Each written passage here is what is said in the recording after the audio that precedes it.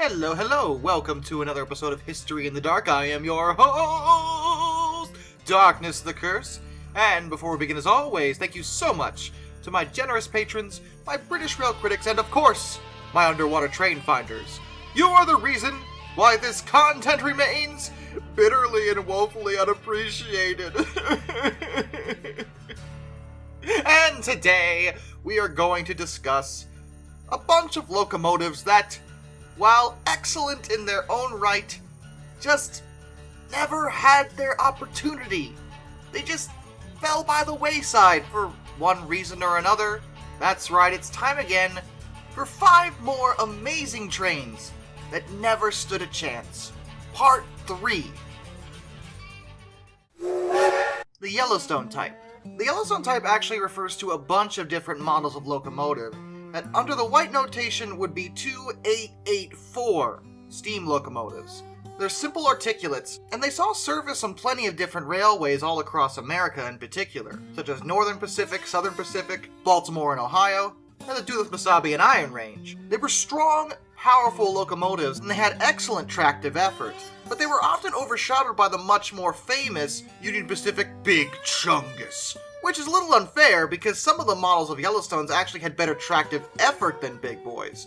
Big Boys had been given an extra leading wheel, as they were 4884s, for better speed performance. The Yellowstones, however, were designed for long, heavy, slow trains, but in that vein, they excelled greatly. Sadly, like many steam locomotives, they showed up very, very late in the lifespan of steam power on the rail lines, and were swiftly replaced by smaller but more efficient diesel locomotives. Very few Yellowstones actually wound up in preservation, most of which came from the Duluth-Mesabi and Iron Range. Out of their roster of 18, 3 managed to be preserved and put on display. The Victorian Railway's H-Class. This engine was nicknamed Heavy Harry and was also numbered H220. Constructed in 1941 during World War II, only one H-Class was ever produced. But Heavy Harry lived up to his name, as he was the largest locomotive ever built in Australia, and the largest non-articulated steam locomotive to run on Australian railways. A 484 wheel configuration, Heavy Harry was designed for power, and in that vein he was exceptional, and found to be flexible enough to also haul lighter passenger trains effectively. He was completed during the war because they needed more motive power, but there weren't enough raw materials for a large, powerful steam locomotive to be produced when they could throw out other smaller locomotives instead that could do the jobs well enough. Even after the war, the economic situation and a backlog of maintenance work for Victorian railways meant that Heavy Harry was kind of put by the wayside. He was still in service and was actually considered very successful, despite never really being used for the heavy work he was meant for. By the time they wound up getting into position to produce more of the H-Class, the B-Class diesel-electric locomotives were ready and available, and could perform the necessary work just as well, but with a lighter axle load or the needed for upgraded infrastructure on their rail lines. They still kept Harry around for a few more years yet. On the 20th of May 1956, he was withdrawn for an overhaul, but never put back into service. He was simply kept in storage. But for some good news, the Australian Railway Historical Society lobbied in 1960 for the establishment of a railway museum, and Harry wound up on static display at the Newport Railway Museum. And in April 2008, he was added to the Victorian Heritage Register. Heritage Council Chairman Chris Gallagher once said that the H220 represented the peak of steam motive power technology in Victoria, and believed the locomotive warranted the highest level of heritage protection that the state could provide. And in October 2020, they added a roof over where Harry sits, to protect him from the weather. So all in all, pretty nice retirement for Harry. He never got to do what he was meant to do, but he's still appreciated today, and will continue to be so for many years to come. Also, it's probably worth mentioning that it's believed that Harry's the only remaining example of a 3-cylinder 484 steam locomotive in the world. Just another fun fact about him. The Pennsylvania Railroad Class R1. No, it's not a GG1. I know it looks like that. You are looking at the competitor to the GG1. This interesting prototype creation was created by Baldwin Westinghouse in 1934, specifically to compete with General Electric's GG1, for the spot at being the premier electric locomotive for the Pennsylvania Railway. At a cursory glance, you might mistake it for a GG1 as they look a little similar, but these were 484s under the white notation. A GG1 was 460 plus 064. Both the R1 and GG1 were put together for trials on the Penzies lines, but in the end the GG1 was selected and became one of the best electric locomotives ever produced in America, to be honest. It was chosen over the R1 because they felt it had superior tracking and riding qualities.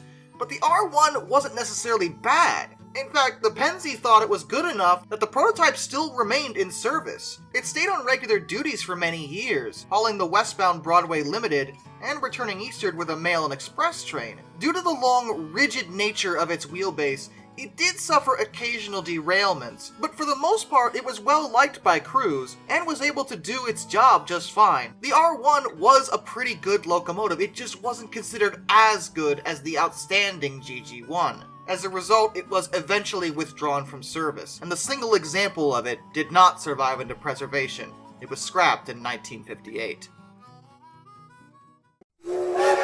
The Baldwin Westinghouse number 4000, nicknamed the Blue Goose. This is a very interesting locomotive that is probably not what you think it is. It looks like another diesel, kind of like a shark-nosed diesel that Baldwin was known for. And I like those diesels, and this one definitely also has that interesting angular nose, but this is not a diesel at all. This is an experimental 4,000 horsepower gas turbine electric locomotive that was designed to demonstrate the technology and potential of gas turbines. Built in 1950, it was demoed for various railways all across America. So what happened to it? Well, the technology was impressive, and by all accounts the Blue Goose was actually legitimately good even as a prototype. It could do its job and do it very well.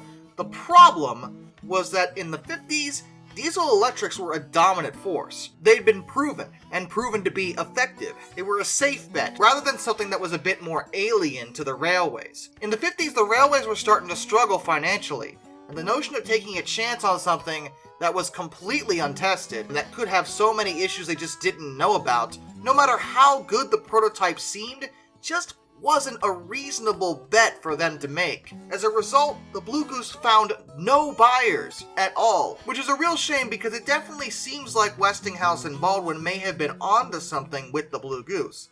But it was not to be, and it was scrapped in 1953. The British Rail D0260. No, you can't be here. I thought I was rid of you. You said you were leaving, and you lied to me. You lied. You're a liar. You lied. You can't. What are you doing? Somebody help! Make it go away! Make it go away!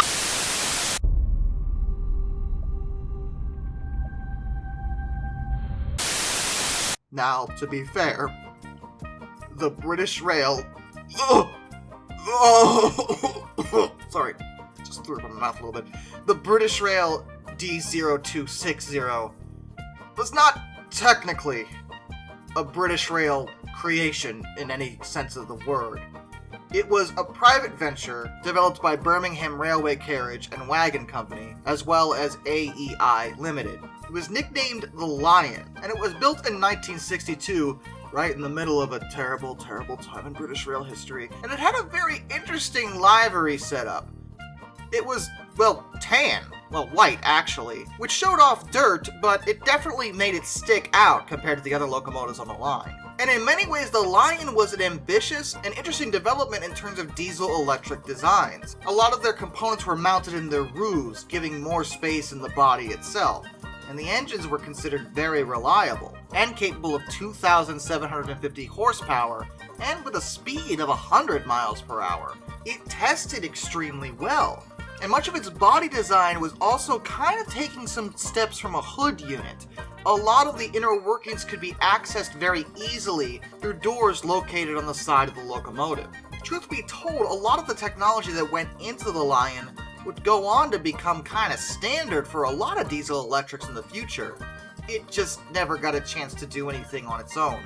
Though testing went well, it was withdrawn from service in February of 1964. The reason for this seems to be down to its competitor, the British Rail Class 47.